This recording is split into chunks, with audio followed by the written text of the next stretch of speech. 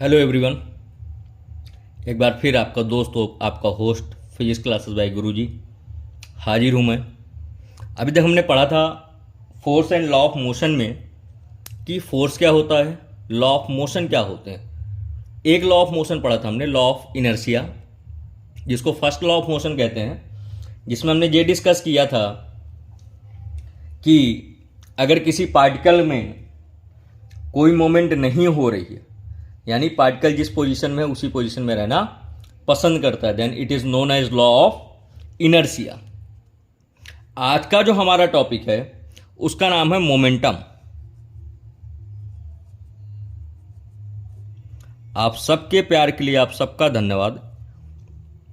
मैं कोशिश करूंगा कि मैं रेगुलर रहूं, कुछ अन्य कारणों की वजह से मैं रेगुलर नहीं रह पाता हूं।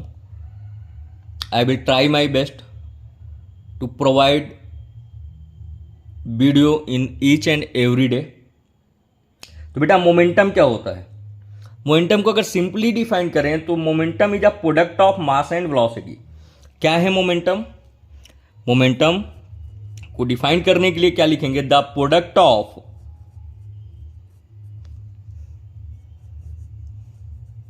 Mass and velocity. किसका किसका प्रोडक्ट होता है मोमेंटम? मास एंड वेलोसिटी का।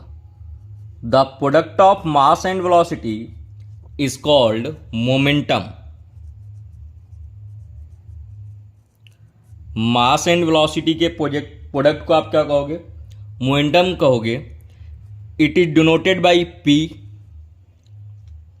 इक्वल M इंटू V, इन विच P रिप्रेजेंट मोमेंटम। P किसको रिप्रेजेंट कर रहा है बेटा? मोमेंटम को इसको हिंदी में कहते हैं संवेग। जो M है वह आपके मास को डिनोट कर रहा है, जो V है वह आपके वेलोसिटी को डिनोट कर रहा है। क्लियर है? तो क्या हुआ momentum? Momentum is a product of mass and velocity. Clear है? किसी भी फिजिक्स में किसी भी चीज को पढ़ने के लिए उसके यूनिट का होना जरूरी है। तो जो मोमेंटम का यूनिट होता है, SI unit of momentum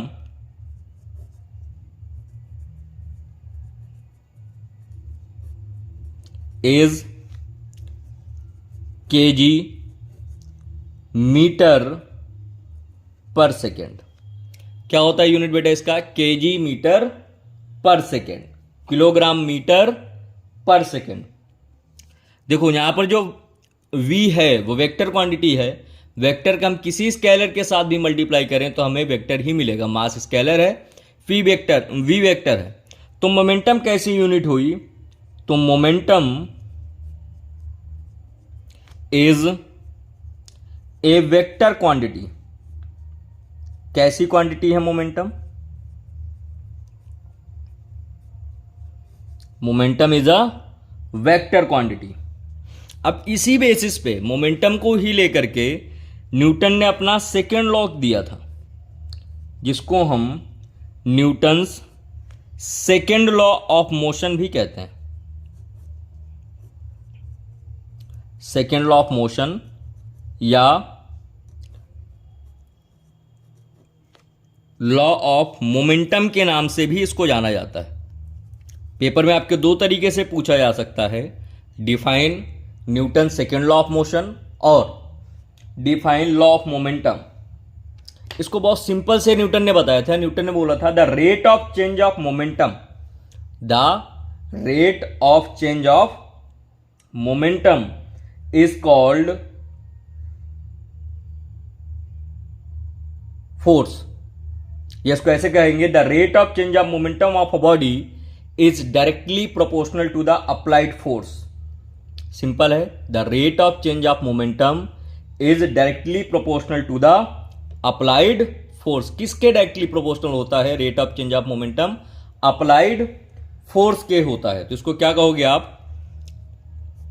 the rate of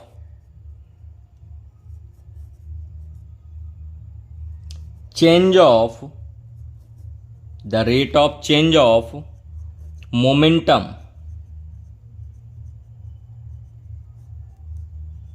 the rate of change of momentum किसका, ऑफ अ बॉडी, किसी बॉडी का, is directly proportional,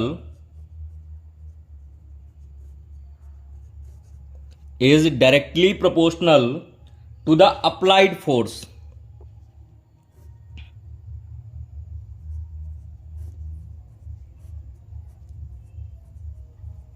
is directly proportional to the applied force. Rate of change of momentum is directly proportional to the applied force. इसको simple से कहें तो F is directly proportional rate of change of momentum P2 minus P1 divided by T. F equal एक constant लगा देंगे C, P2 minus P1 upon T. F equal C, P2 यानी कि final momentum तो M into V, P1 यानी कि emotional momentum तो P into U upon T. F equal C, M common आ गया, V minus u upon T. आप जानते हो rate of change of velocity, rate of change of velocity is known as acceleration. तो F equal क्या हुआ बेटा, C M into A. C की वैल्यू होती है 1, इसको कहते हैं फोर्स कांस्टेंट. क्या कहते हैं इसको हम,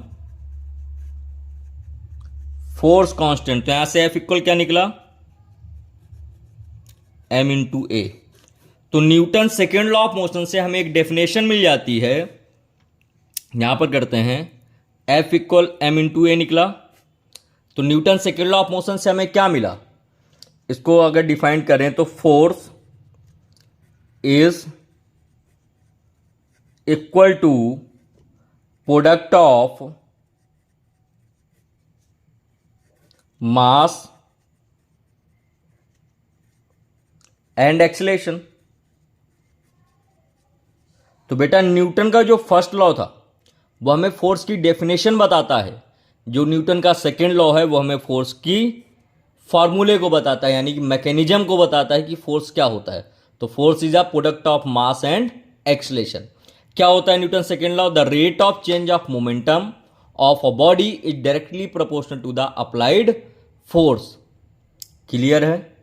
नहीं हो तो प्लीज मुझे कमेंट करके बताना ताकि मैं चीजों को आगे कर सकूं. अब एक नई क्वांटिटी यहां पर डिनोट होती है, जब हम चेंज ऑफ मोमेंटम की बात करते हैं ना, तो एक नई क्वांटिटी डिनोट होती है जिसका नाम है इंपल्स. इसको हिंदी में कहते हैं आवेग. आवेग को अगर डिफाइन करें तो change of momentum, change of momentum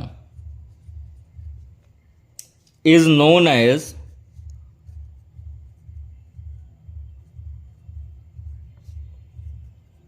impulse. Change of momentum को क्या कहते हो आप, इंपल्स के नाम से जानते हैं. इसके एग्जाम्पल की बात करें तो कैचिंग ऑफ क्रिकेट बॉल. आप क्रिकेट की बॉल को देखते हो, कैच करते समय खिलाड़ी अपने हाथ को बॉल की डायरेक्शन में पीछे की साइड ले जाता है, यानी कि उसके मोमेंटम को कंट्रोल करता है. इसको कहते हैं हम इंपल्स, चेंज ऑफ मोमेंटम. तो आज के लेक्चर में आपने क्या पढ़ा, Newton second law of motion क्या होता है और मोमेंटम क्या होता है और इंपल्स क्या होता है. नेक्स्ट टॉपिक में हम डिस्कस करेंगे Newton third law of motion के बारे में.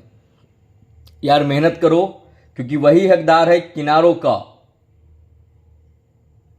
जो धारा के बदलाव को बदलने का साहस रखता है. इसी बात के साथ मैं आज के लेक्चर को समाप्त करता हूं और आज से एक नई सीरीज चालू कर रहा हूं हिंदी मीडियम के लिए. सो प्लीज ज्वाइन, जो भी हिंदी मीडियम के स्टूडेंट हैं. तब तक के लिए थैंक यू वेरी मच. जय हिंद, जय भारत. मिलते हैं नेक्स्ट वीडियो पे.